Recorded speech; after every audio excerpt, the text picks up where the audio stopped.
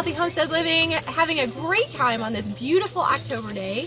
And I am here with Kelly Michael. She is with Swan Creek Sorghum, and we are making sorghum today. This is super exciting for me because I have never experienced making sorghum before, and it's quite a process. Can you explain from start to finish in a nutshell how this works? In a nutshell, sorghum takes about 180 days to grow. We plant the seeds late May. It does not take extremely fertile soil or a lot of moisture, so it's pretty popular. That's why in the past it was popular to get my winter sweets.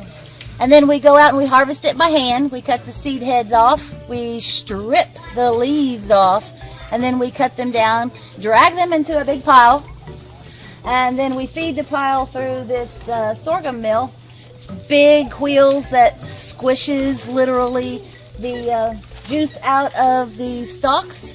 We pour it in a big pan. Our pan is a little one, holds about 35 gallons. That's not so little. That's pretty small in the sorghum world.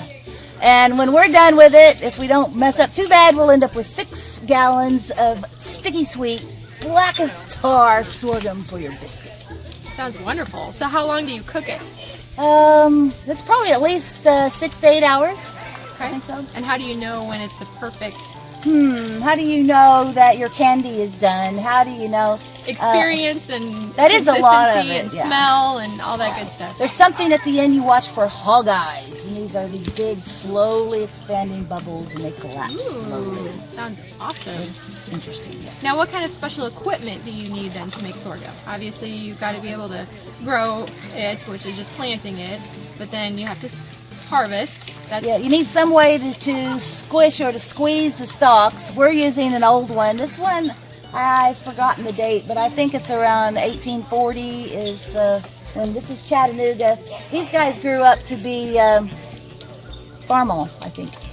With a half horsepower. Yeah, it's half horse because my little miniature horses. This is intended for like full-size horses, and this particular one can produce about 800 gallons a day. We're lucky if we get 30. That's still impressive. Takes us about an hour to fill that 5-gallon bucket. Nice.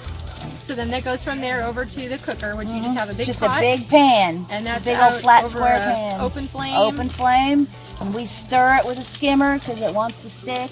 And the nasty green grass snot rises to the top, and you dump Skim that that out.